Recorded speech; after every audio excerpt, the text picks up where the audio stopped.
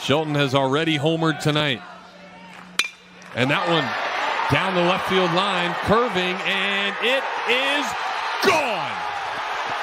A walk-off win for Kobe Shelton as that one stays just inside the foul pole. Second homer of the day. The first time he's had 3 hits as a Gator, none bigger than that one. And we are going home.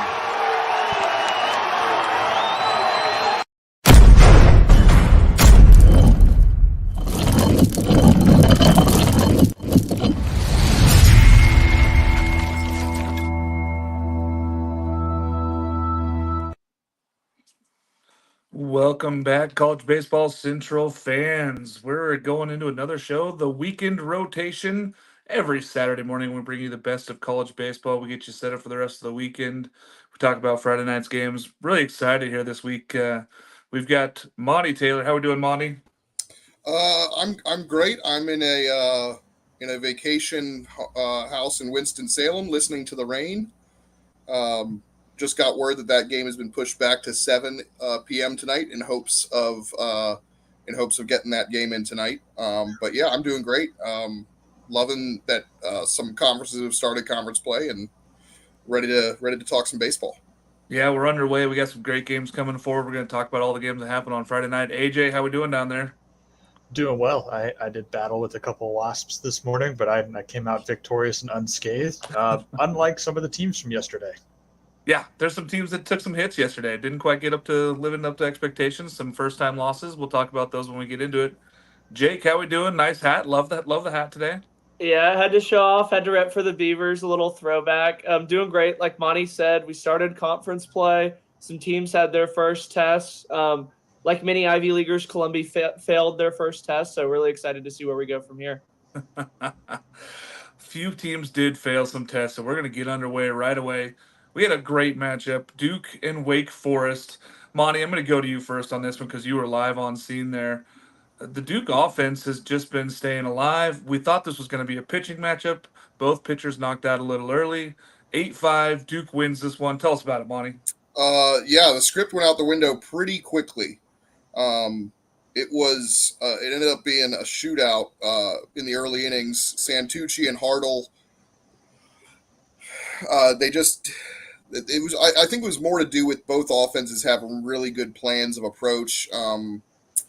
Santucci wasn't as sharp as he had been in his first 3 starts, and this Duke offense just continues to impress. The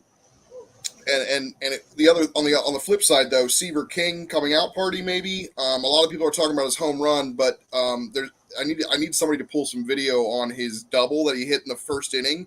He had a 95-mile-an-hour fastball up near his chin level that he tomahawk chopped for a double at 106 miles an hour. So I need more video of that. That's more impressive to me than the laser shot home run. But just an outstanding college baseball game, and excited for 2 more games here in Winston-Salem. Absolutely. Class of the ACC right now going on, Duke and Wake Forest. AJ, I know we were really pumped about this series here. This is the Show Me series. It's disappointing it's early, but it's also great that it's early in the season for us. Duke comes away with the 8-5 victory. Big for Duke, right? Yeah, and that's Duke did what, going into the year it was like, oh, what's the offense going to look like? Well, it turns out it's just one of the most dynamic offenses in the ACC, maybe even college baseball. It's depth. There's no easy outs, that lineup. AJ Gracia, gotta rep my fellow AJ here. He hit 2 monster home runs. He has 5 home runs on the year, freshman. He is the kind of guy who reminds me of, just a shot in the arm of like a Charlie Condon or Ethan Petrie last year that you put him in and he's not behind. He's not trying to figure it out. He's going and he's squaring up Josh Hartle in a hurry, squaring up very good pitching. They're going to need him for the rest of the year, but to watch this Duke offense explode against a very good pitching staff, that was very promising to see. This is the series for Duke that it's like, all right, time to see if we actually belong in the ACC, belong with the big dogs. And after one game, I think it's safe to say they might be the big dog in the ACC right now. There's a reason why some of us have had Duke in their Omaha 8 since the beginning of the season. Monty, I know you want to add a little bit more to that one. Yeah, it just reminded me with talking about AJ Gracia. He was talking about how he couldn't really see what was coming out of Hartle's hand, and he just assumed that it was going to break on him. So if it was looking like it was going to hit him, he was going to swing because it wasn't going to hit him. It was going to end up in the zone. So it's just interesting that just a freshman just with that kind of ability and maturity and knowing what to do is really impressive. And Pollard talked about him a lot in the post game as well, talking about how he just does not chase. He had like a 4% chase rate in the preseason in the analytics they did. So it's just a really good plate discipline guy that's not going to swing and miss, not going to chase outside the zone. So Yep. Good for Duke. Big win for Duke. We'll see if they get that game in today with Monty down there again watching this one here. Game 2, hopefully we get that one in later tonight. Speaking of another game that finished late and very walk-off fashion but didn't really impress was St. Mary's 11, Florida 12. Colby Shelton, as we watched the video there, he did hit the walk-off bomb to give Florida the victory. But AJ, there's question marks for this Florida team. Yeah, and I think this is the question mark going into the year is Caden Fisher a true number one guy? Is he a Friday guy? And he's struggled early. It's been rough for him. Offense, we know they're going to be able to carry games. It's what they've had to do. But it's hard to win when you're giving up 4 or 5 runs on Friday in the first 3 or 4 innings. The stuff is definitely there to pitch better. He needs to get off to better starts. He's allowing a lot of runs in the first inning. Bullpen, challenging some depth. They've had a couple injuries. Some big-time freshmen have gone down. It will be interesting to see if they mix up that rotation because you can't really move Cags out of the Sunday spot. And it might be too early to slide Liam Peterson to Friday. I do think he's the Friday night guy of the future. He was my pick for SEC Freshman of the Year. It will be interesting to see if or when a change is made, or maybe that switch just flips and Cade locks it in for SEC play, which is entirely possible. Very talented dude. Yeah, and we've seen this happen where you got to kind of move your lineup around. You got to get ready for SEC play. I have major concerns for Florida and SEC play if this is how the pitching is going to go. They're going to have to shore some stuff up if they want to win these series in the SEC. It's just a lot tougher to go out there and win these games, especially on Friday night if you're giving up that many walks and giving up that many base runners. Just tough. TCU 1, Kansas 3. Jake, just 4 hits and 2 walks for TCU. Another loss for Peyton Tolley. This TCU team battles their first loss of the year. Kansas is a good ball club, but to only score 1 down there, that's a tough start for your Big 12 play. Yeah, I mean, the first time you lose a game, I think it always kind of hurts the most. You kind of feel a little bit human. But unfortunately, we found TCU's kind of Achilles heel. It's playing in the Midwest when it's cold and windy. Unfortunately, I don't think they'll see that on their road to Omaha. Peyton Tolley pitched really, really good. Kansas had a plan of attack to kind of wait him out and get into that bullpen. And Silos kind of left him in one batter too long. But again, it's so early that you're kind of still getting a feel for your pitchers. I think what really impressed me was Reese Dutton, the USC upstate transfer. His last 3 starts, he's gone 19 innings, 11 hits, 2 runs. He feels like a Friday night guy that we haven't seen from Kansas in my lifetime, if I'm being honest with you. He is a Friday night guy in every sense of the word. I think TCU battles back. I think they come out with a little bit of a fire. Because once you drop that first game, it almost is kind of like the opening day kind of comes back again. So I expect TCU to kind of take the next 2 games of the series. And again, it's only 1 loss. They were one of the final 4 teams. Depending on when UC Irvine lost, they could have been a final 3 that's undefeated. I think that there's nothing to worry about if you're a TCU fan going forward. Irvine did lose after because it was the second game of their doubleheader against Fresno State. But yeah, it's just 1 game. 1-3 just didn't feel great there with the sticks, but they can turn that around pretty quickly there. And the bullpen and Tolley only giving up 3 total runs also on the other side. Not a bad effort there. They did hold Kansas to those 3 runs. Runs were not necessarily a problem for this next one. Texas 22, Texas Tech 8. I'm going to let AJ start because I know you got lots to say about this, Jake. So, AJ, 22-8 for Texas, just coming out and crushing. Yeah, we all had a bad taste in our mouth after Texas, kind of just crapped the bed last weekend. Bullpen really let him down. But if you look at those games, the offense has been very productive. They had 2 of those losses. They had 10 runs and 11 runs on offense and lost the game. That's entirely on the pitching staff. And that was, concern coming into the series is what is the pitching depth look like? Well, they gave up 8 runs. They scored 22. So no one's even really looking at, they burned some guys towards the end of the game who aren't really going to throw big time innings for them because they had that luxury. So the offense is legit. The question has been pitching and pitching depth. I think this is more of a concern for, Texas Tech. It's the Big 12 opener, and you go out and you do that. It's hard to bounce back from 22 to 8. Not saying it hasn't been done, but to get blown out like that's a rough way to start. Maybe it's Texas hearing all the hype about, or the lack of hype, hearing all the noise about, oh, they're overrated, oh, they shouldn't be ranked, and then coming back and answering the bell. I want to see what Texas Tech does today in response. Yeah, I think a lot of today is how does Texas Tech respond to that loss, getting beat up at home 22-8 there. Jake, I know you were just saying this Texas team finally came alive. They still did give up the 8 runs, like AJ did mention. They didn't really shut down Texas Tech, but it was all Texas early, and it just kind of kept rolling. Yeah, I mean, they got to save the bullpen a little bit. LeBaron Johnson kind of had an LSU-esque type start where he was just pitching a ton of pitches, and Tech was laying off. He threw 110 pitches as they kind of tried to get him the win. But, I mean, I'll start with the one positive for Texas Tech. Bravo hit a long home run. But other than that, I mean, you really have to feel just sick to your stomach if you're Texas Tech this morning. It really is kind of set up for them to go in, keep Texas down. I mean, Texas is kind of at an inflection point in their season where it can spiral out of control quickly. And they give up a 4 spot in the first, 7 spot in the fourth. 6 of their 9 hitters had multi-hit games. And that doesn't include Jared Thomas, who's truly been their best hitter. He only had that 1 hit. And again, Will Gasparino, he had been really struggling. We'd seen with elite pitching. He had 5 hits, including a grand slam.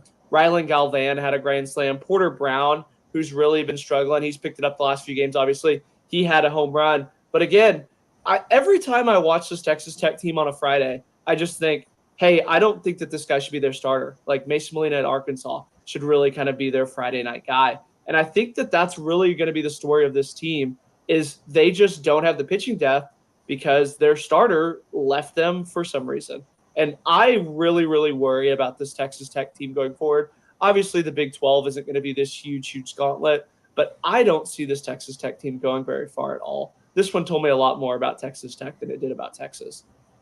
Yeah, we still got 2 more games of this series here. There's a lot of time here to make up, but I was very surprised to see Tech kind of just give up that many hits and runs. I mean, it wasn't one thing; it was a lot, and it just kept piling on itself. So, good win for Texas. Tough loss for Texas Tech here to start off the Big 12 season. Monty, a team that did take care of business but wasn't necessarily impressive. NC State wins both games of the doubleheader with BC, 5-4 and then 9-1. I wasn't necessarily taken away by the wins there by NC State. I'm glad that they got those wins, but the pitching staff giving up 4 to BCU, and then the second game at least giving up the 1 was a lot better. But I'm not impressed with this NC State team yet. Yeah, they're just taking care of business so far, but they haven't quite impressed in any of their series. I know they had 3 run rule games last weekend against Towson, but that was Towson. So this was an opportunity. They get the win. So as an NC State fan, you've got to be really happy about that. BC is in a weird little transition phase still under Todd Interdonato. So they're kind of still trying to find that new identity under his tutelage. I know he likes to steal bases a lot at Wofford. They haven't really done much of that at BC. They're not really hitting for a lot of power. And NC State was up in that game, I believe, 4-0. And for BC to come back against the bullpen, not great, but ultimately they get to Tyler Mudd, who's been BC's best reliever by far. I think he's given up 2 earned runs on the whole season in like 16 or 17 innings. But they almost squandered that chance because they got the leadoff triple from Souls, I believe, and then Serrano and blanking on who else it was. They both got out, and so all of a sudden, 1 out away from going to the 12th inning, and Garrett Pennington luckily was able to single through the right side to drive in the run and win that game. So much better job in the second game. Highfill, Hollis Fanning, PJ Labriola, they pitched combined 1 earned run, much better. That game was fairly close till about the 5th inning. Then they had a Cozart started things off with the not leadoff double, but an RBI double, and then they just broke it open from there. And from the 5th inning on, it was all NC State. So I mean, you've got to be happy if you're an NC State fan, but you're still not quite sure what this team is capable of. Yeah, and there's question marks out there, but it's tough to get wins, and especially if you're getting a doubleheader win, those are always tough to come by and win both those games. So good for NC State to start off this ACC play with that. Not necessarily impressive, but you'll take the wins if you're an NC State fan. Another team that's rolling, Jake, DBU 9, San Diego 2. This is not a bad San Diego team. DBU hit them early and just kind of cruised the rest of the game, but this DBU offense has been something special. Yeah, they truly have. I mean, San Diego obviously has a team, as they went and took a game from Texas in that first series, so they're very capable of beating a DBU team. They got to Randall, who's been really, really tremendous for, I think it's the Toros. I've never really got a pronunciation on San Diego's mascot. Toreros. Sorry about that. They really got to their pitcher early, and I think he's a guy. And again, they started this 7th inning, 4th run with an error. And that really, the 6th inning, 7 runs started with an error. I mean, it seemed like if you give an inch with this DBU team, they just take a mile in a good way. I am really, really impressed with this DBU team. They impressed me last week. They kind of got on my radar a little bit. And the sky kind of is the limit for this DBU team. I think that they're going to be the class of their division going forward. I'll talk about it later, but I think them and Sam are going to be the 2 teams that really, really stand out in that conference. But exciting stuff for the DBU Patriots coming forward as they've made it through kind of the challenging part of their schedule. Yeah, AJ, I know we talked about this DBU offense, but really the pitching staff took care of business also to hold San Diego to 2 runs. That's a good San Diego offense. Yeah, I mean, Ryan Johnson is a true ace. ERA right now, 2.77, whip under 1. He has 42 strikeouts in 26 innings. He's just everything you want in a Friday guy, especially at a school like Dallas Baptist. I mean, he can go and be the Friday night guy at a lot of schools across the country. I'm talking SEC level schools. There's true high end talent there. But yeah, it is. DBU is. They were definitely underrated coming into the year. Grant J on offense is just a weapon. 8 home runs. They have 6 guys hitting over 300 who are all starters for them. There's no real weak spot in this team. Maybe depth of bullpen, but that tends to be a lot of teams, weaker point. But I'm excited about this DBU team. I feel like we getting back to the years of Dallas Baptist challenging for super regionals. Yeah, I look at this DBU team and I go, oh man, they're going to get sent to Corvallis in a super regional type, and this is going to be another one of those battles. Very familiar, good team. The bullpen, I'm not as concerned at the moment because of the runs that they're scoring, but if they get in those tight ball games, it is going to be a question mark. But if they keep scoring 9 runs, they're not going to have to worry too much about that bullpen. They're just taking care of business there. The opposite side of this, Monty, UNC 2, Pitt 1. A pitcher's duel came out. Pretty good win for UNC. Pitt's still a very good baseball team. That loss doesn't say too much about them, but it is a good win for UNC at home there to take care of Pitt. Yeah. As much as I was expecting, I was about to say louder, Hartle and Santucci to be a pitching duel, I was expecting this one to be a shootout a little bit. Maybe not necessarily on Friday night, but I expect a little bit more runs. But certainly over the next 2 days, I expect more of a shootout between these 2 teams. But Ryan Andrade for Pitt had a really good bounce back start after having a not so good one against Oklahoma last week. Unfortunately for him, his offense couldn't get the job done. I mean, Luke Cantwell and CJ Funk going 0 for 7. That's not ever going to be too good for Pitt. They got to get those two guys going if they want to win baseball games. But then you got to be impressed with the UNC bullpen. You know, they bring in their 3 best relievers in Dalton Pence, Matthew Mathis, and Matt Poston. There we go. And those 3 guys really shut the door. Folger Boaz had another pretty good start. So you got to be really impressed with that, shutting down a Pitt offense that scored 38 runs last week in Las Vegas. So really surprising scoreline, but I don't think we're going to see that kind of scoreline over the next 2 days. The question I have about UNC is can they hit, because they've had some struggles. We saw it in the East Carolina series a couple weeks ago when they faced this premier pitching, conference level pitching. Are they going to be able to hit? Even somebody like Vance Honeycutt, he's got 6 home runs, but he's also got no doubles. So, you're not getting as much as you'd like to see. But the nice thing, as a Tar Heel fan, other than the pitching, is that Parks Harbor showed up in a big way yesterday. He had the only 2 extra base hits in the ball game, a home run and a double. So you got to be pleased with that. Yeah, and when Pitt's dudes don't hit, this team's a little bit lackluster on the offensive side, but really good pitching performance by both teams there. Jake, I know we were watching this one here, and that pitcher's duel kind of broke out when the rest of the country is hitting runs, and we're looking at a 2-1 game between 2 really good ACC teams. Loss for Pitt, win for UNC. Doesn't really say either thing about either team, though, right? I came away really, really impressed with Folger Boaz. I mean, he didn't really have his best stuff, and he still kind of went and shut down a Pitt lineup that we have been very, very high on. He walked a ton of guys. He was kind of not erratic, but he was not really pounding the zone like we're used to seeing from him.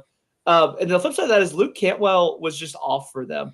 He really wasn't seeing the ball very well, and they only lose by 1 run. So I came away, while Pitt lost, I came away very, very impressed with them. But Osuna for UNC, I mean, he just reminds me of like a UVA player where he just grinds every at bat, makes you work for every pitch. I came away really, really impressed with his approach at the plate. It almost felt like he was working off of like a different scouting report as he was laying off those close pitches. But again, while Pitt lost, I think this game told me a lot about what Pitt is as a team. Yeah, nothing to be upset about there. Just one game there. They're going to go out and get another one here in UNC, so we'll see what happens here today.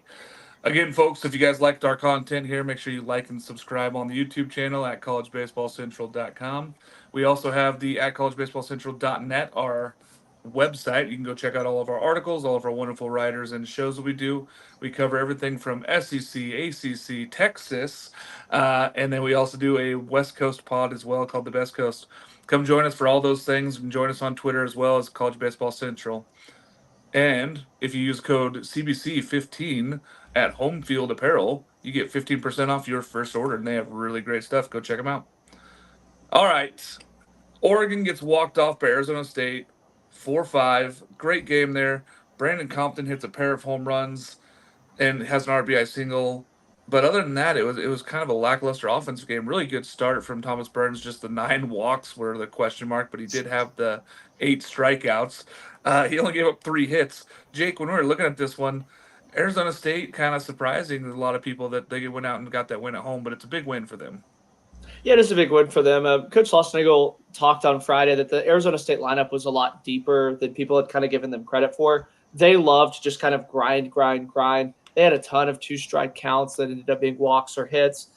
They had 5 one-run innings, so they were really scoring just in a variety of different ways. But Brandon Compton's the one that I really want to highlight for Arizona State. He came in as a pitcher, had a UCL injury, is now sitting at their DH. He had 2 hits. He's sitting up over 450. I've been really, really impressed as he's accepted this new role, as he's not going to be pitching this year, but he's still helping that Sun Devils ball club in a variety of different ways. I mean, he's just had quality at bats. Yeah, I think the story of this one, though, for me was that Oregon could not score with bases loaded several times in this game. They had so many base runners, and they just could not get those runs across. Couldn't get that timely hit. But again, pretty good starting matchup there between R.J. Gordon and Thomas Burns. They both went 5 1/3. Pretty much what you expect from those 2 Friday night starters. But Arizona State wins this one in walk-off fashion in the bottom of the ninth. Monty, Virginia 5, Miami 6. Why do they do this to us every year after going undefeated in the preseason, and then they come out and they just struggle? Like, I just don't get it here. They start ACC play with a loss. Well, to be fair, Mark, everybody goes undefeated in the preseason. Fair. I know you meant non-conference. No. It was not a great a great performance. They were up 4-0 and then 5-3, and they just completely blew it. I mean, 5 unearned runs. Miami only had 5 hits. UVA left 13 base runners on stranded out there. They wasted Cullen McKay's really good start. He went 5 1/3 in his first weekend start. Had a career high 8 strikeouts. But yeah, Didowick homered for the 3rd consecutive game, but they really missed Henry Godbout. He was injured in the midweek game, and he was hitting right around 500, led the team in I believe extra base hits and walks, and they really missed him, which is interesting because later on in the 9th inning, as they're getting ready to potentially tie this baseball game at 6-6, Didowick standing on third base with 1 out, and where Godbout would have been in the lineup is who was up in the 9th inning. And ultimately those guys couldn't get the job done. Miami holds on to win. Big upset for Miami because they just, I hate to say it, Miami's just not that good. So that's a big loss for Virginia. Not a great performance. They've got some concerns. Uncharacteristic defensive errors, and then the bullpen just kind of fell apart.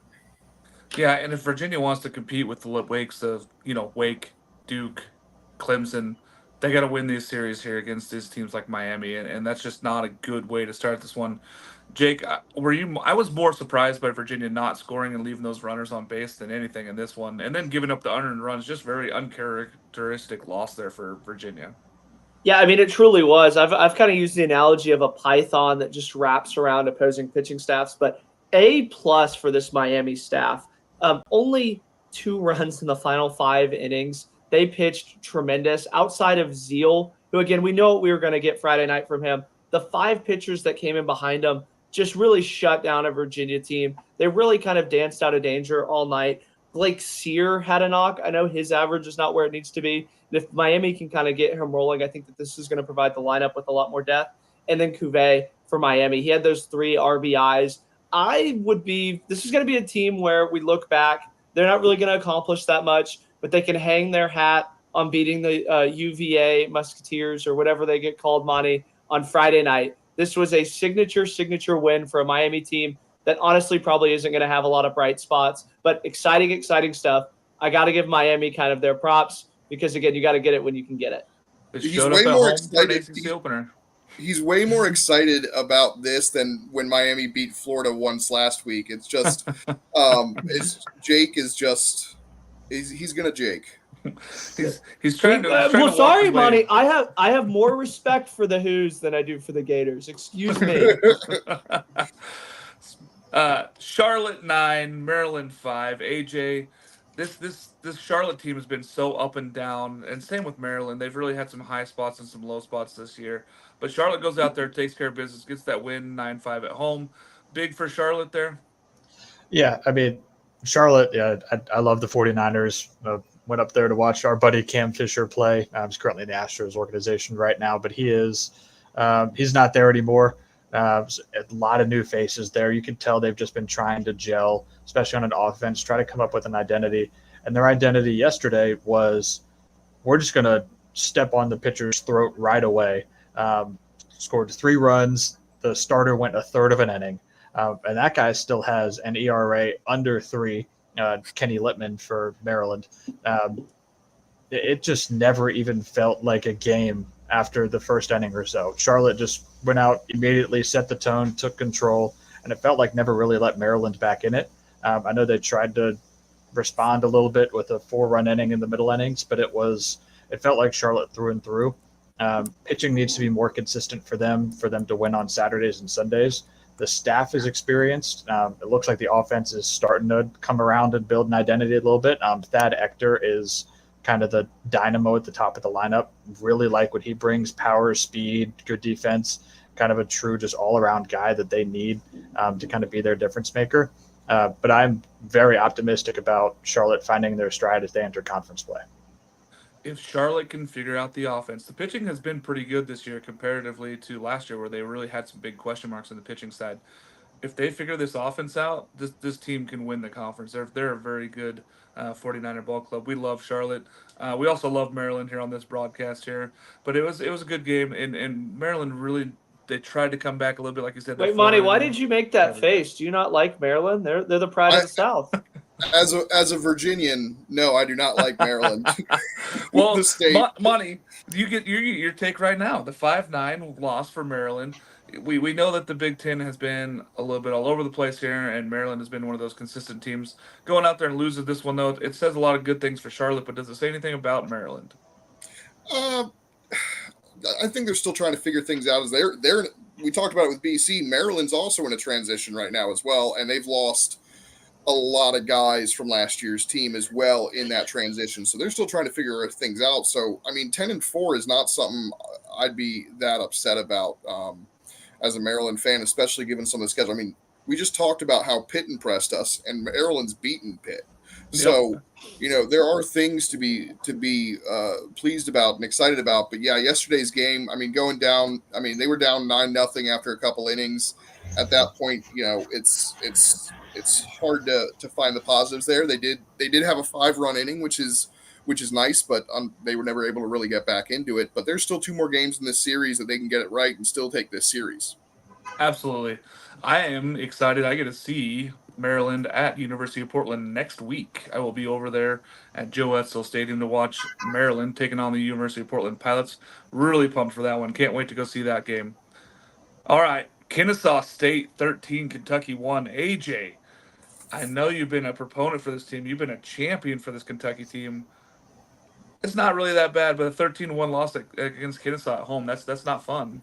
Look, Kennesaw State is the best Friday night team in the country. That's just who they are. I was going to say that. That's just who they are. I mean, this is a team that went into Clemson last weekend or 2 weekends ago, and beat Clemson 18-1 on Friday. Like they just what they do on Fridays is it doesn't add up to what they do on Saturday and Sunday. So if I'm Kentucky, I'm not worried. I flush it. If I'm Kennesaw State, I try to channel that Friday energy into Saturdays and Sundays because their offense is explosive.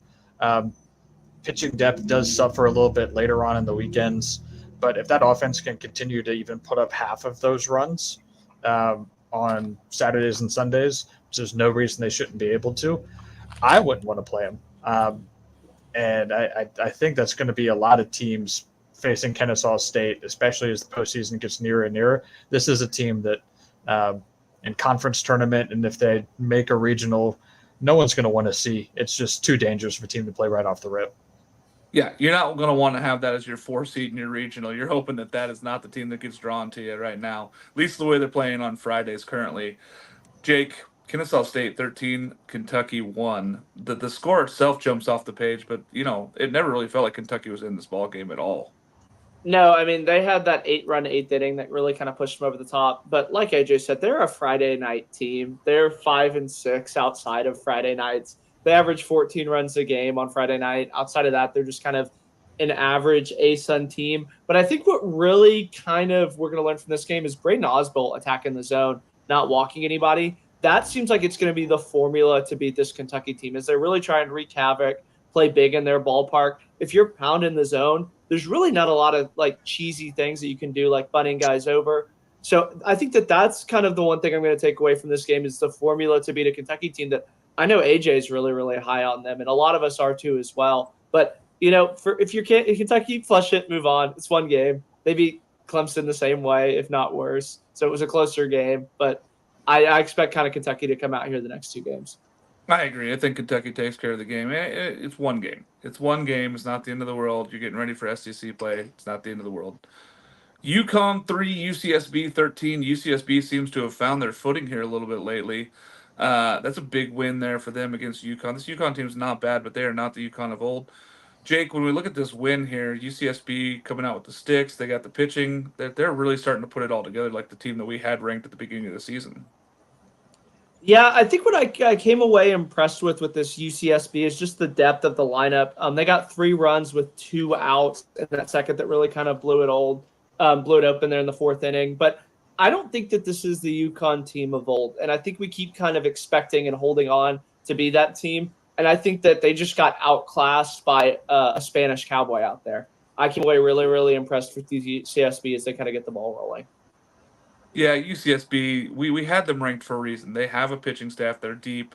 They have talent out there. They just didn't really click early. Now it seems like that team's clicking. Monty, I think this says a lot about UCSB more than it says about UConn this year. Oh yeah, 100%. I mean, Matt Ager went out and did Matt Ager things. 6 innings, 2 earned runs, quality start, hit the showers, job done.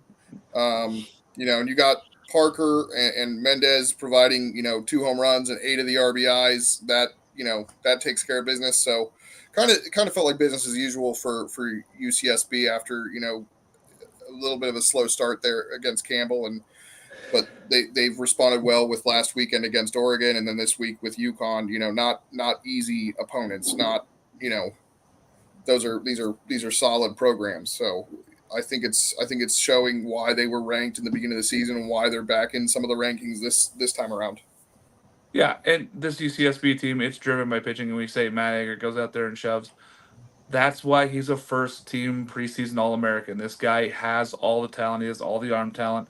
If he starts finding the zone again and starts beating people up, this is why he's a first-team All-American.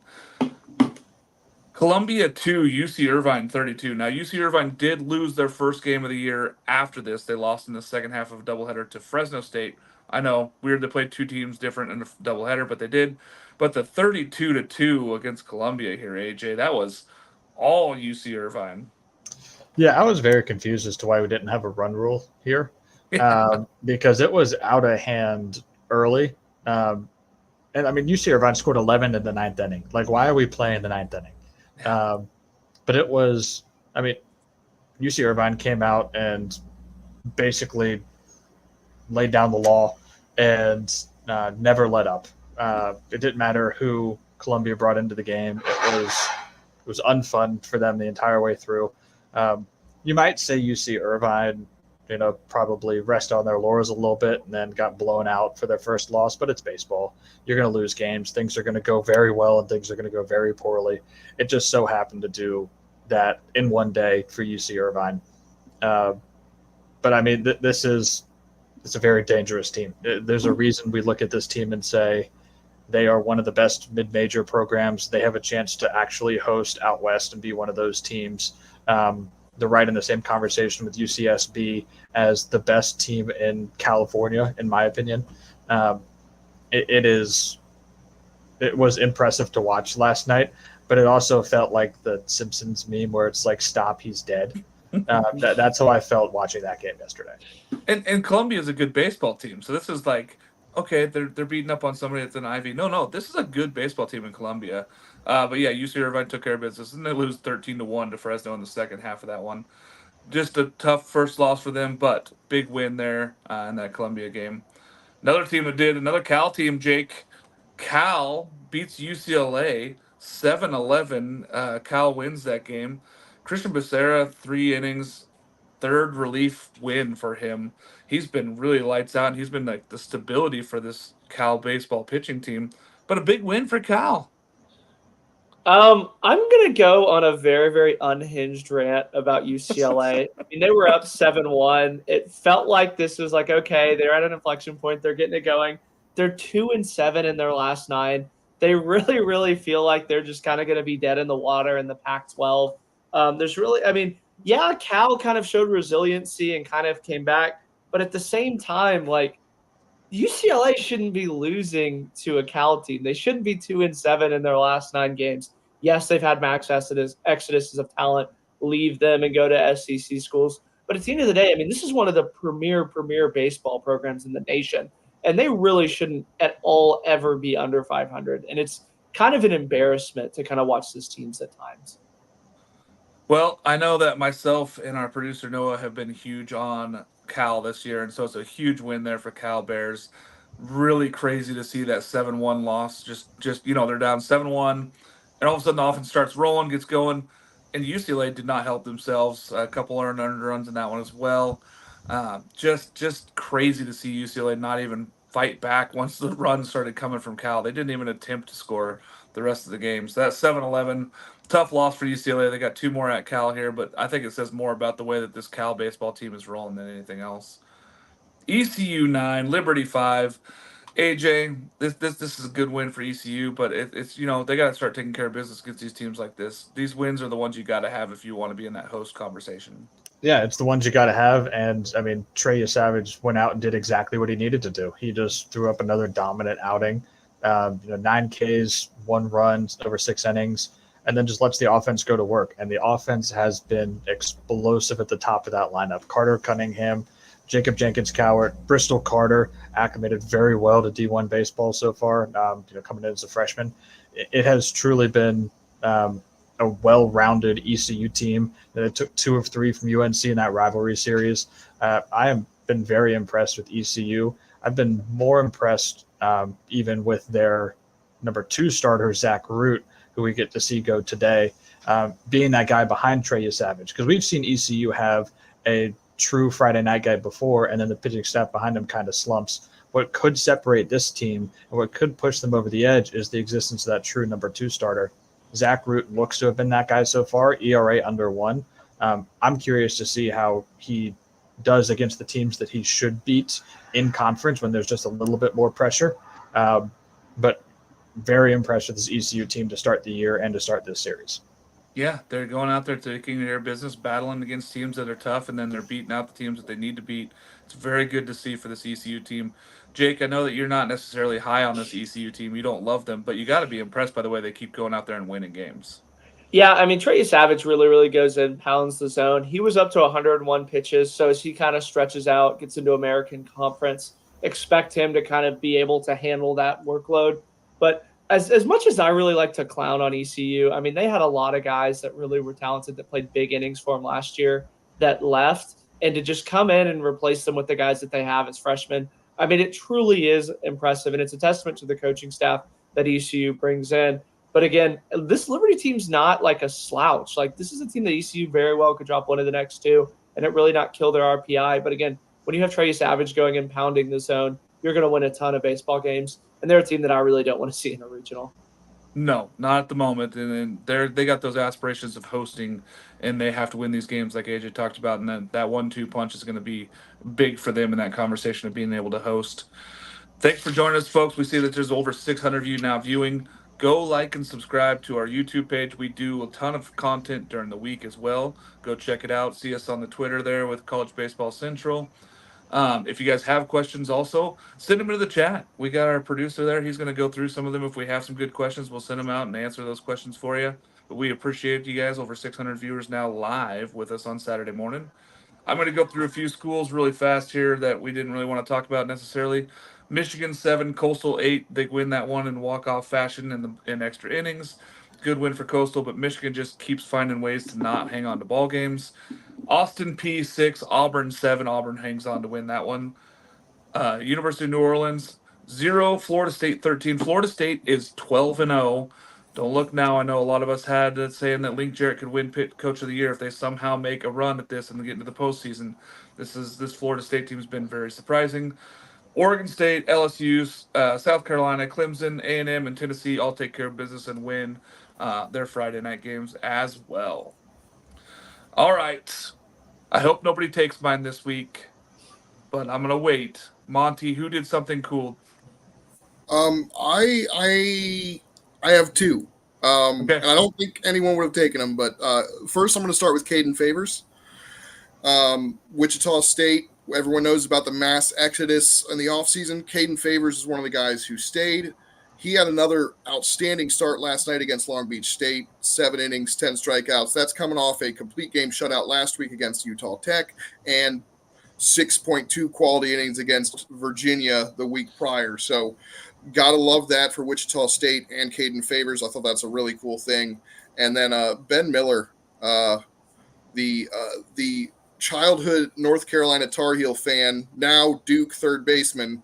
It's the big rivalry basketball game today, but he is hitting over 500. He went 4 for 5 yesterday against a very, very good Wake Forest pitching staff.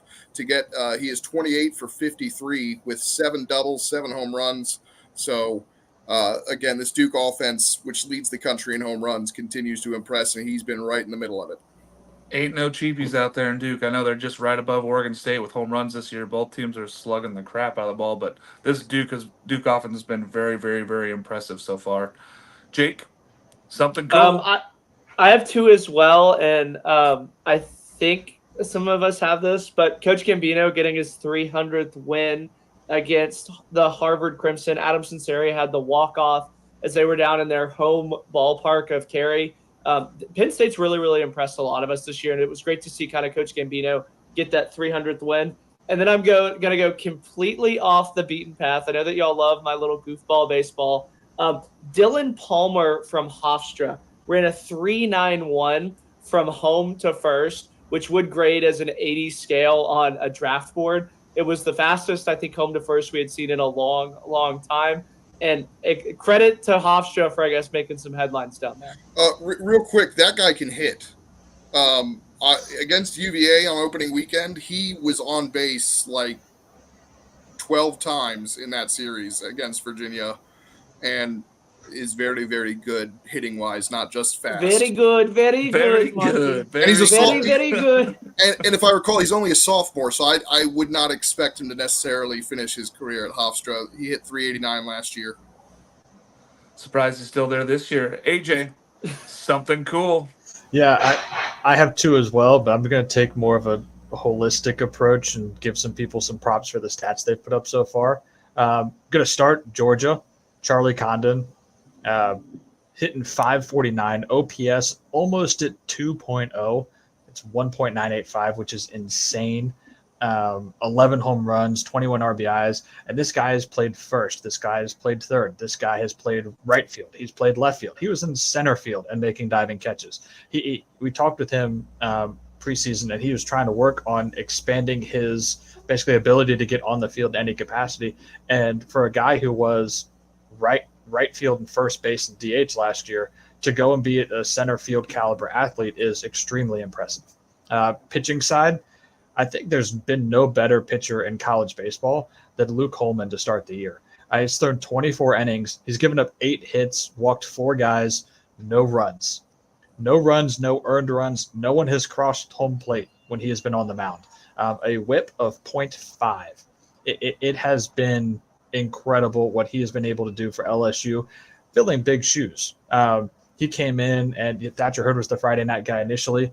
We all kind of thought Holman was the better arm, had the higher-end talent, but we didn't expect him to be putting up these numbers. It has been incredibly impressive. I think he is the guy to lean on for that staff. Gage Jump has been excellent as well, but Luke Holman has been on another planet right now. He is, even though Brady Tygart had that incredible pitching performance, Brady Tiger's been great, but Hagen Smith had that incredible pitching performance. Arkansas just has incredible pitching performances. Luke Holman is my pick right now for SEC Pitcher of the Year. When you can't score, it's hard to pick a guy you can't.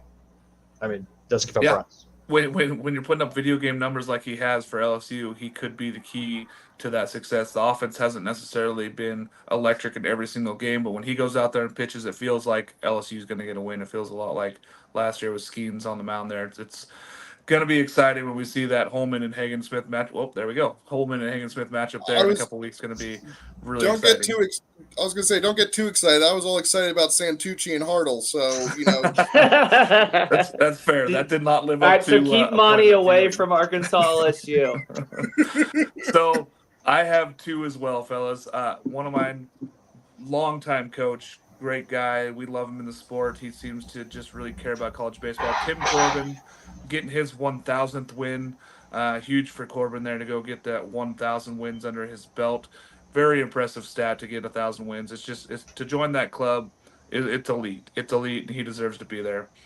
My second one is the guy from UC Irvine, Joe Oyama, hit a cycle for the Anteaters. He went 5 for 8 with 8 RBIs. He tied the record for most RBIs in a game by an Anteater. First cycle for anybody in the UCI spelling since 1981. So very impressive. Joe Oyama, thank you for going out there and getting that cycle. Would have loved some hits in the next game, but hey, that one in the 32-2 victory over Columbia is good. I mean, he had 8 at bats, so I mean, Yeah, he went 5 for 8. It's not like he went 5 for 5 with a cycle. And that's probably why they didn't have the run rule. They wanted to make Yeah, sure they needed him to get it. Yeah. Hey, Joey Oyama will take the cycle no matter how you got it, buddy. All right. AJ, who didn't impress this weekend? I mean, is it rough to say, Santucci and Hartle, that they went in with so much hype going into that matchup, and then neither one of them got through 3. And it wasn't like they were, walking guys and just giving up. They were getting hit around. It was incredible offensive performances by those two teams. But for the hype of going in, I mean, all the scouts showing up to watch Hartle and Santucci just duel, and then that just falls flat on its face in exchange for an offensive explosion. I think all those scouts probably left with more questions than they showed up to the ballpark with. But that was my biggest letdown. The game itself was an awesome game to watch, especially early, the back and forth, the home runs. But as I was expecting a pitching duel, I was expecting a good quality matchup, and we got the opposite. We were expecting what we got out of UNC Pitt, and that was just. I wish we could have seen Monty just like ripping up his paper, smashing his keyboard. The audacity. The audacity for AJ to take that from me when I am here and I made the trip for that pitching duel. And Monty, I was staring you dead in your eyes on your camera too as I said that. I was wondering. He was like doing like breathing exercises. I'm gonna go to my second choice, which I guess was the weather. The weather didn't impress me this weekend. We've got a lot of on the East Coast, a lot of games that are being moved around for rain, and hopefully we can get those games in because it's first week of conference play for the ACC, and a lot of good baseball to play. So hopefully we can get some games in today with this weather system. So that's other than the Santucci Hartle situation, which by the way, there were 50 plus scouts there yesterday. Like multiple MLB teams sent, like some of them sent 2 scouts, and specifically to see that pitching duel. But the weather.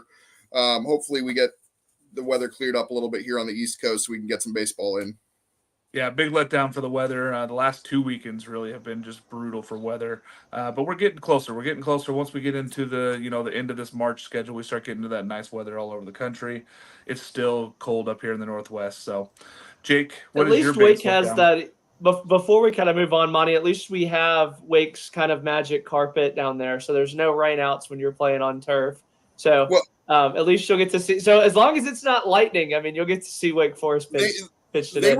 They weren't confident yesterday, but I think this morning it looks pretty good after a certain time. So hopefully they get the game in tonight.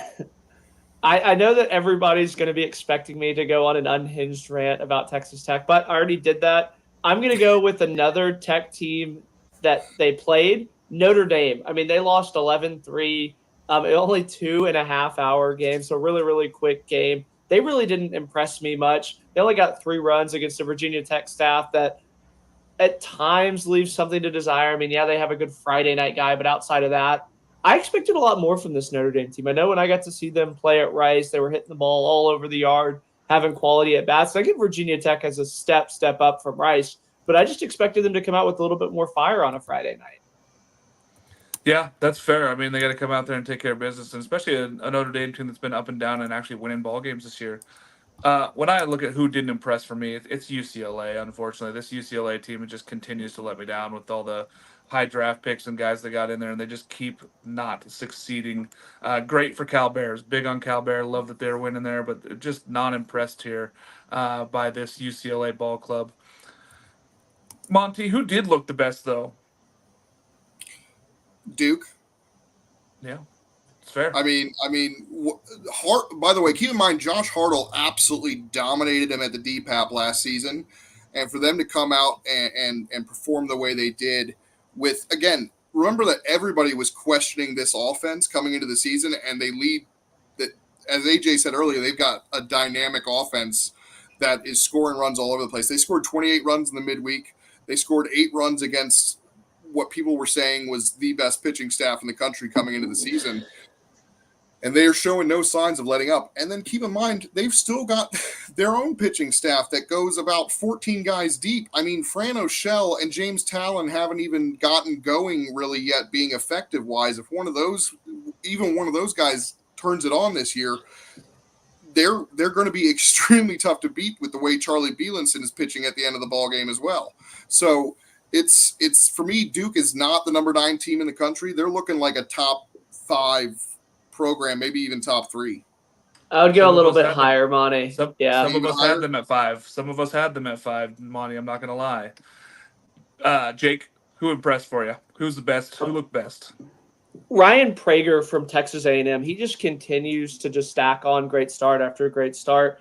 I got some stats here. 23 and 2/3 innings, 40 Ks, 3 walks, 9 hits. 6 of them were in his second start. So he's had back-to-back kind of one-hit outings. He's truly impressed me. I mean, he didn't even have a guy get to a 3-ball count. He almost had an immaculate inning in the first. He had somebody fly out with 2 strikes on the third batter. I mean, he pounded the zone, which I know as an A&M fan is really, really kind of refreshing.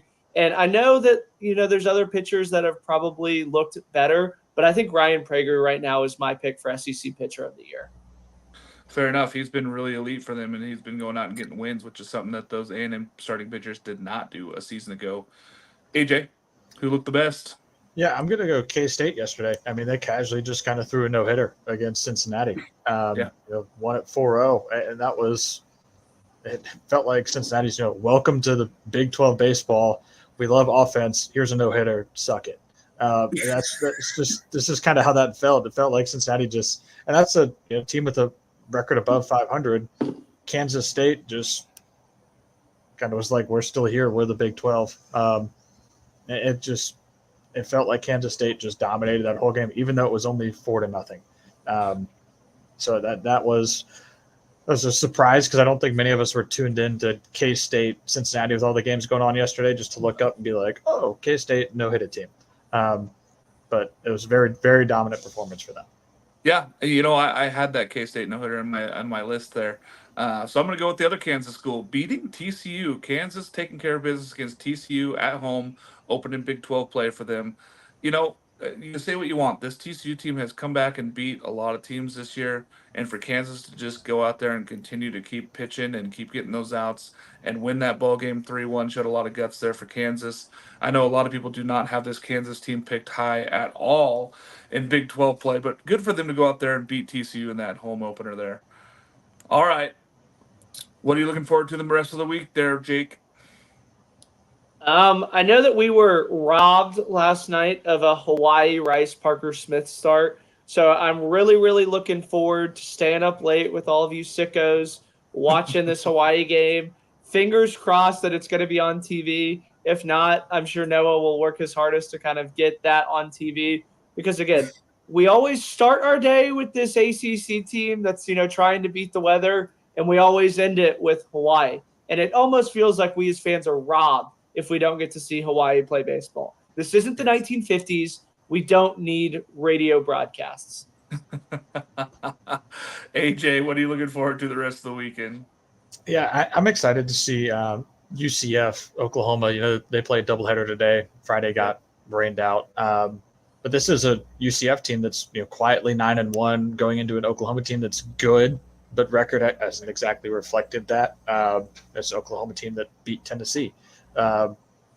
So I'm interested to see, how UCF basically steps into Big 12 competition, does on the road at Oklahoma against a team that's hungry and needs wins and needs to defend home field. So that's a series that I'm very keyed in on. Doubleheader today, finish Sunday, but I am looking very much forward to watching that unfold. Fair enough. This UCF team has been very good this season and surprising a lot of folks so far. Monty, I think I know what you're looking forward to, but what are we looking forward to? Yeah, it's pretty simple. I'm here in Winston-Salem. I'm going to the rest of the Wake Forest Duke games. It's the only top 10 matchup in the country. Uh, that's what I'm looking forward to, seeing what Duke and Wake Forest can go. It's a marquee matchup. I mean, you can't ask for a better matchup first week of conference play. I am looking forward to a lot of these Saturday starts. Now, we talked highly about a lot of these Friday night guys, but there's some really good Saturday starters out there. I'm excited for the Duke Wake Forest game, Oregon and Arizona State. I want to see some of these guys go. I just want to go out there and watch some really good baseball today, and hopefully the weather stays awesome and gives us some good ball games.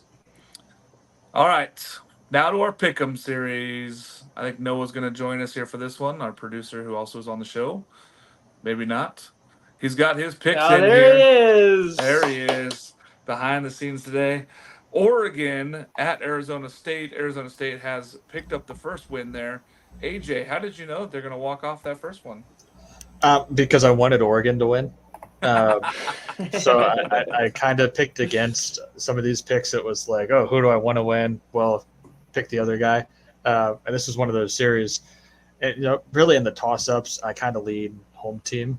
And so that was kind of the actual reason that I chose the Sun Devils over the Ducks. Yeah, and it came out and it was a great ball game. Great Friday night there for both these clubs to start Pac-12 play.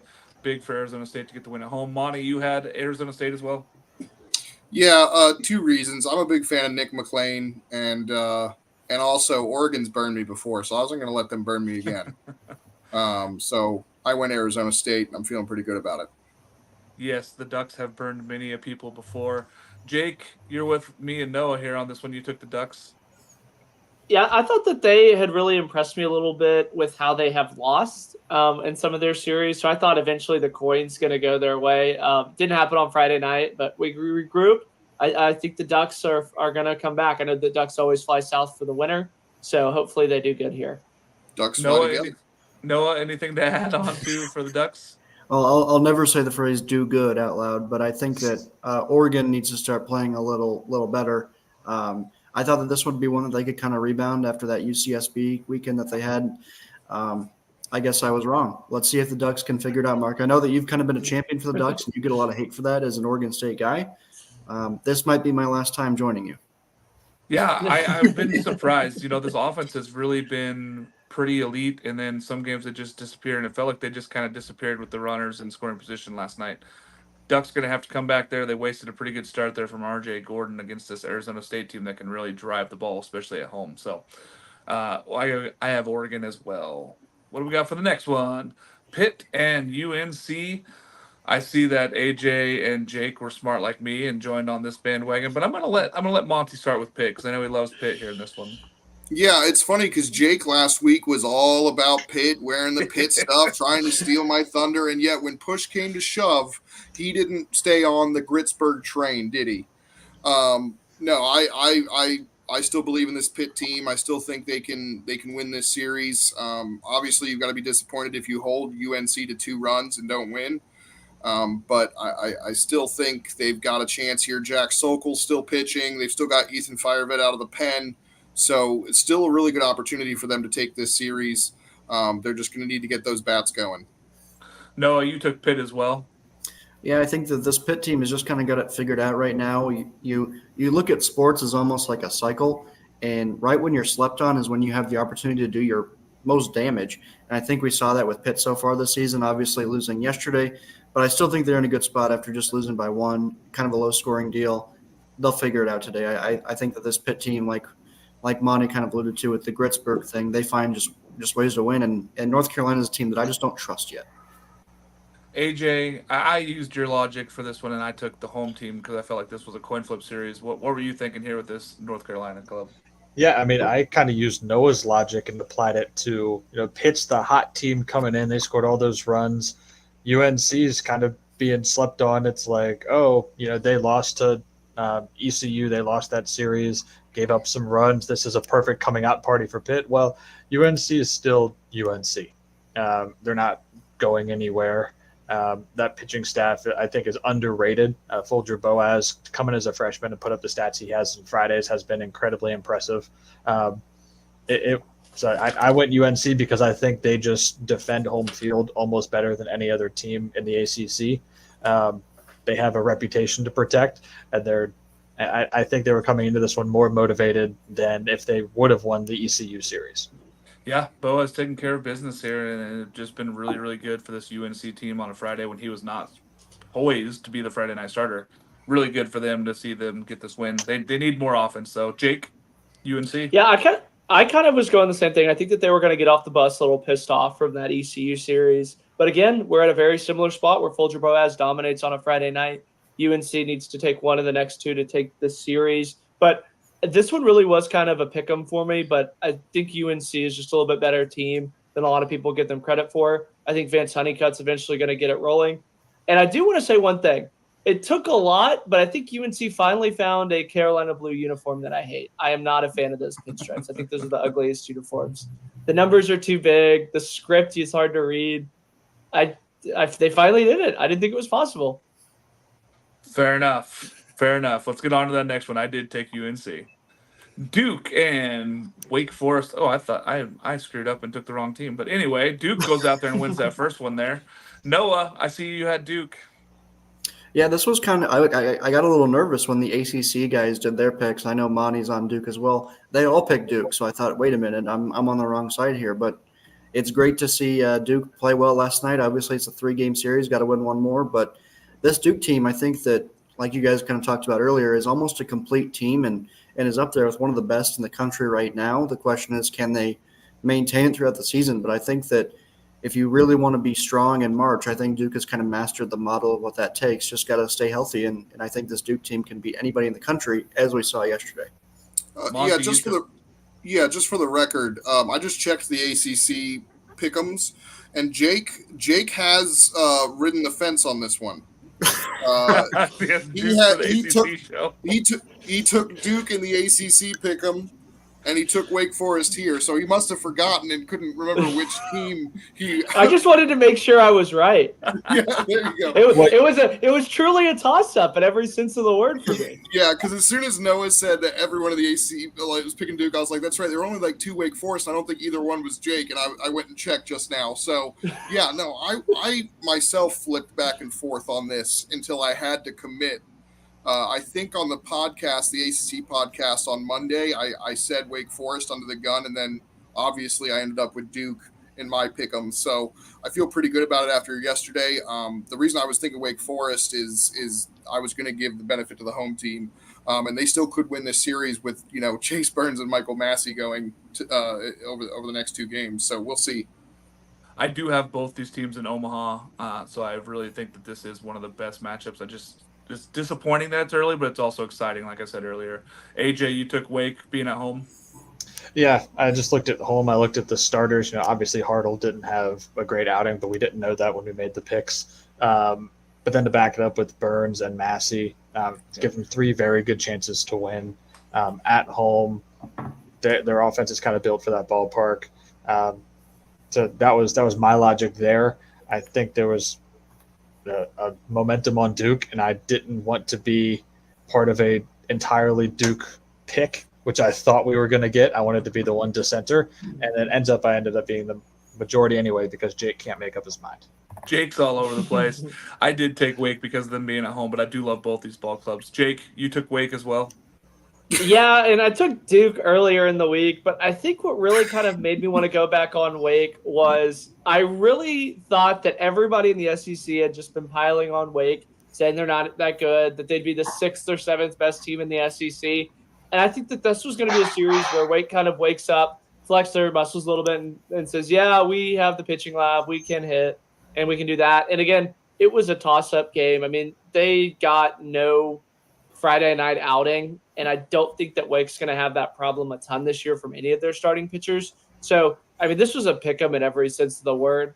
And the real winners, Monty, are the fans who got to watch this series in person. Why? I'm an unbiased journalist. I don't know what fans you're referring to. You're a fan of college baseball, Monty. You're a fan of college baseball in general. Yeah. No, it was a blast, even though it wasn't what we expected. So I'm looking forward to 2 really competitive games. Jake was so excited to use the Wake's gonna wake up, like that was. I know. I I'm surprised that y'all didn't get that one, but Well, we're Monty lucky didn't jump on that. I made a We're- face. What's we're not to get? lucky. We're lucky he wasn't giggling the whole time while somebody else was talking while he thought of that. I thought of it pre-show, Monty. Okay. Jake, you went all by yourself and took Texas. You look smart in that first one. Now the rest of us are hoping the Red Raiders come back for the next two. Jake, I'll let you talk a little bit here first. I guess y'all don't watch the Texas show because I've been very, very critical of Texas Tech.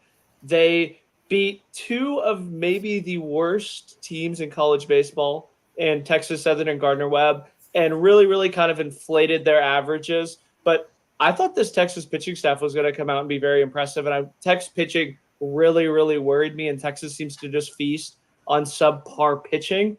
And I thought Texas, I mean, this is kind of the last hurrahs. There's no plans to play this kind of rivalry game going forward. I expected it to be a little bit closer, but I mean, if you're a Texas guy, I mean, you got Tanner Witt going on Sunday likely.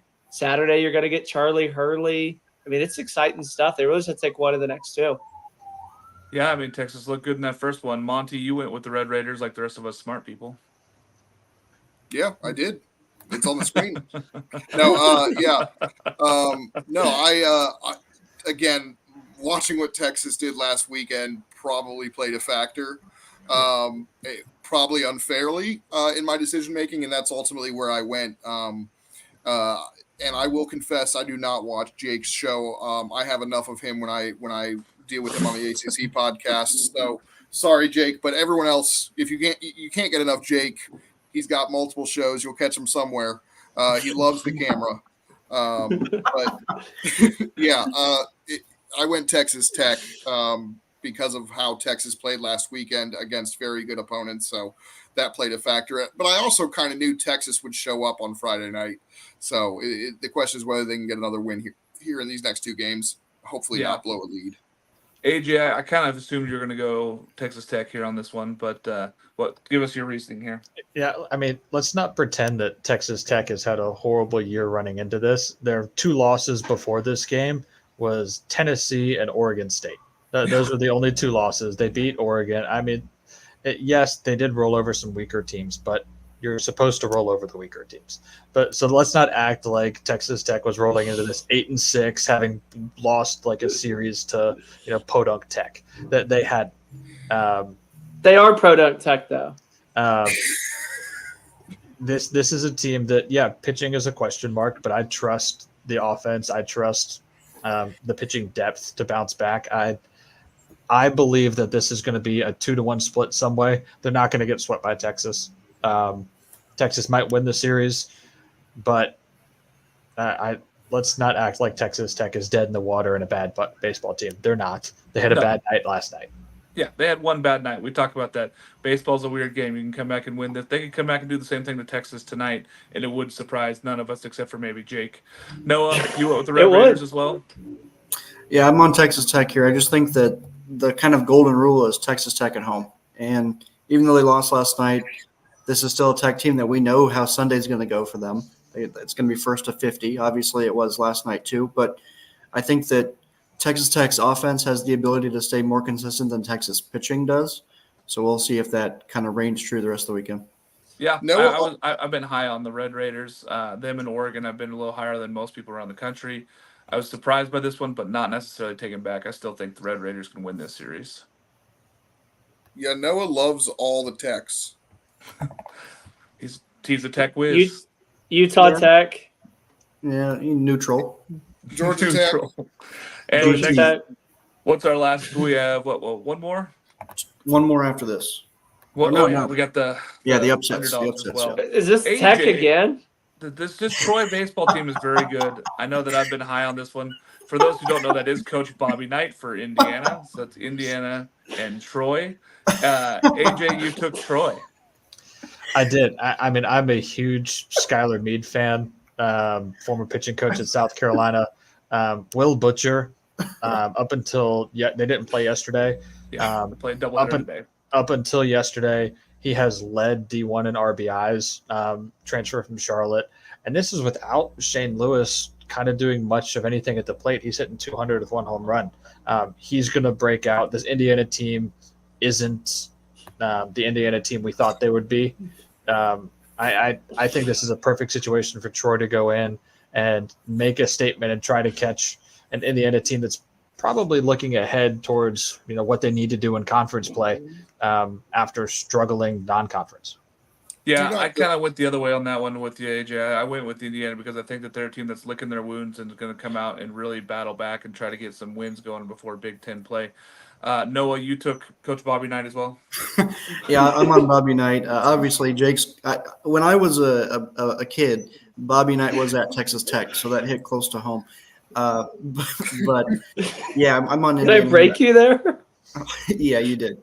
I really like this Indiana team. Obviously, they had a bad week last week. Just trying to rebound a little bit this week and get back to where they need to be. I don't think that this is an Indiana team that thrives at being a team where, they might host a regional, but it's going to be one when we get in Big Ten play, they have a chance to really control their own destiny. Fair. Jake, Indiana. Yeah, I was kind of the same thing as, Indiana had a very forgettable weekend last week, but I mean, Troy is a really talented team. I mean, they make great TikToks where they're striking everybody out. But I really kind of expected Indiana to kind of come out and be talked about again as kind of that host conversation and really just kind of play for the pride of the Big Ten. As that's been the favorite kind of punching bag has been Big Ten baseball. I think Indiana answered the call, and I expect them to kind of come out and take these next two games as well. Yeah, they got a doubleheader today and then one game on Sunday, so we'll see how these games go for this team. Monty, you took Indiana with us. Yeah, the audacity, though, of Jake to say everyone's favorite punching bag when his big bit from the preseason was calling Big Ten a mid-major. So, he acts like everyone else is saying it, but not him, when that was his big thing. Anyway, yeah, I took Indiana. I believe in this team. I know they didn't have a great weekend last weekend, but I felt they were going to bounce back. Yeah, Jake feels like the guy who throws the first punch and then throws his hands up. Not me. I didn't. I was definitely not the guy who hit him. We're all trying to find the guy who did this. Who did this? He's just yelling at the mirror. Who did this? Yeah, I make fun of Monty, and then Monty texts me like, "What the hell, man? Why is this guy bust my balls so much?" Oh, now we have our underdog picks. So these are voted on, must be chosen by the opposite side. Everybody has to say the other direction there. I took Boston College. I, of course, lost both those games. The first one was close. Second one, not so much. Monty, you took Liberty. They lost the first one there. How you feeling? Okay. I mean, Trey Savage was going to be a tough task for them. The question is whether the ECU's other two starters can really continue their good start to the year. We'll see. It's sometimes it's really tough to find these upset picks and get everyone to agree on. Yeah. AJ, you had Kentucky, or sorry, not Kentucky, Kansas. If you had Kentucky, you would be in bad shape. You had Kansas. They did win that first one. How are you feeling about these next two? Yeah, I mean, I just went with eventually TCU is going to have to lose a game, right? And if it's this series, then really I just need to win 1 out of 2. Because if I'm already betting on them to lose a game just due to baseball, I just got to win 1 out of 2. Kansas is at home too. I like home underdogs. I mean, they're all upset picks. It was kind of a shot in the dark, but Kansas has quietly put together a very good start to the year as well. They're not a bad baseball team. Jake goes and picks bad baseball teams for his upset picks. But Kansas has played very well. And TCU, I think, has their hands full this weekend. Absolutely. It's going to be a battle for the next two for TCU. Noah, explain Jake's for us. Yeah, so Jake decided to pick Houston over Baylor, which is also known as a favorite. They're not the favorite. Don't give me that. The favorite. Are you kidding me? Baylor's like 4-9. Baylor just swept Oral Roberts last weekend. They are 4-8 coming into the series, Jake. You're not a favorite at 4-8. And on the road. There's also, hold on. This was approved by a jury of my peers. It was not. Nobody voted. No. I don't know how you slipped it in.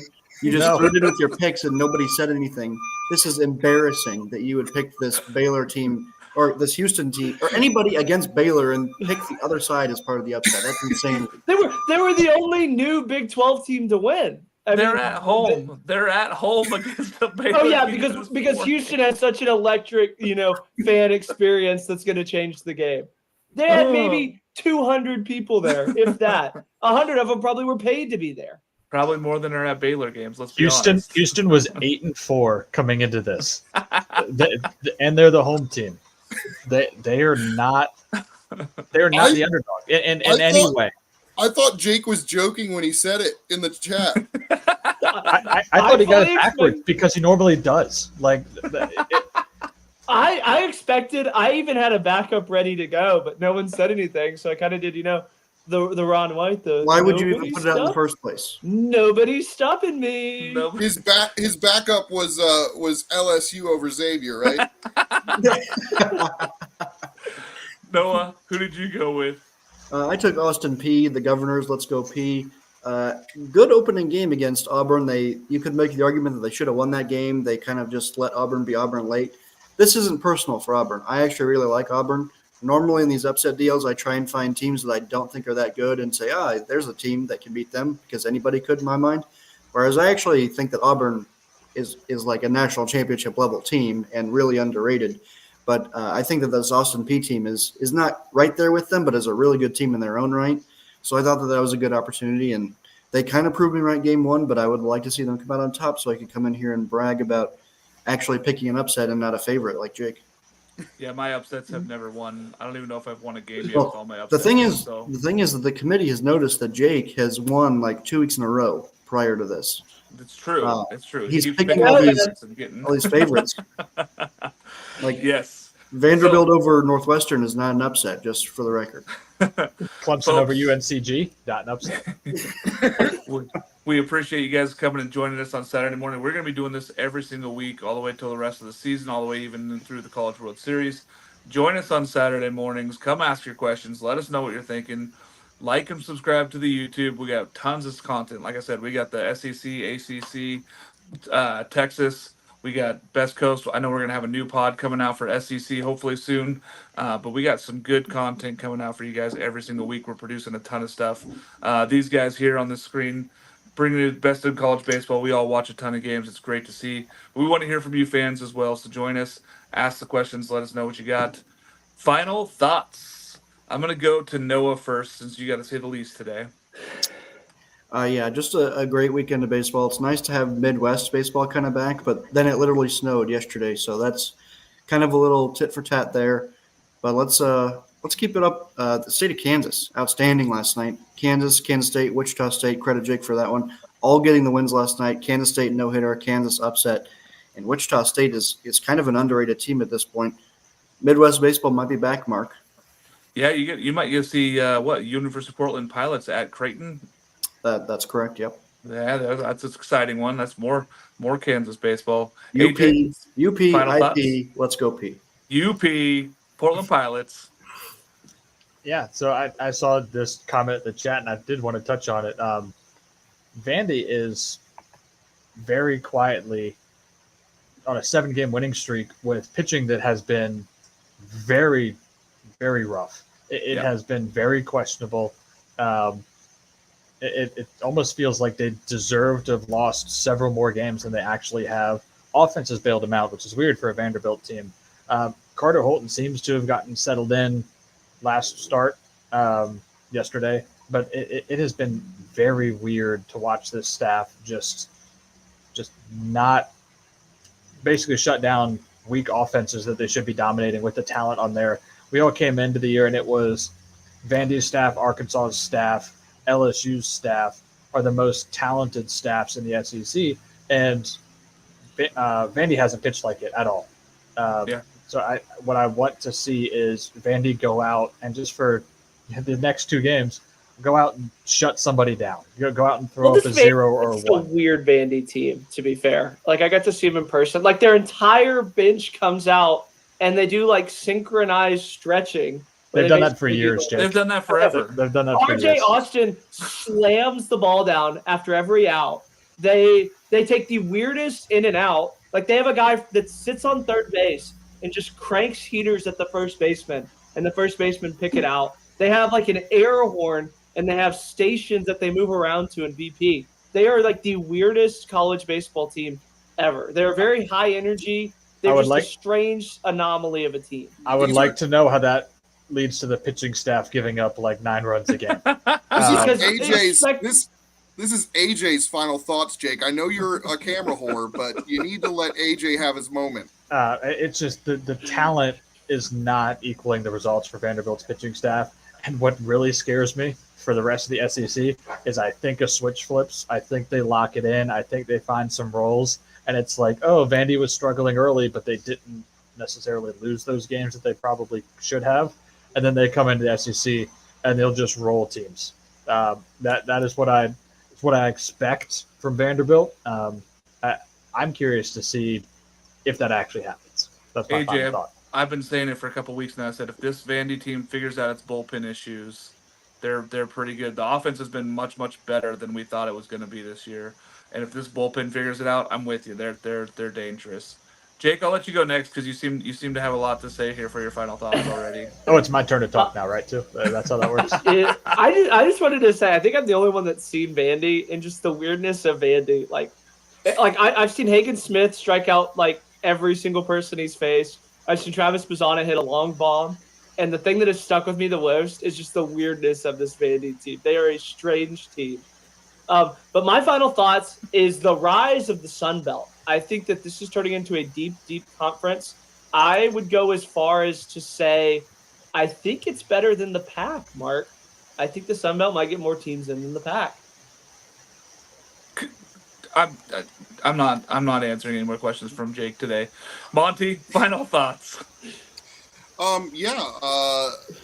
Wichita State. I want to touch on with Noah. Just they do seem to be a lot better than we expected, which is a testament to them because they had that mass exodus and they're definitely underrated. I saw them in Jacksonville and they were rather impressive despite going 1-2 in that group. But I'm excited about Duke, Wake Forest. I've talked about it a bunch. But I'm about to go to Dioli's, who is one of our podcast guys on the ACC team. Nick Dioli, his family owns an Italian deli, and I'm about to go get a chicken parm sub sandwich from there before I get ready to watch some college baseball. So that's what I want to brag about.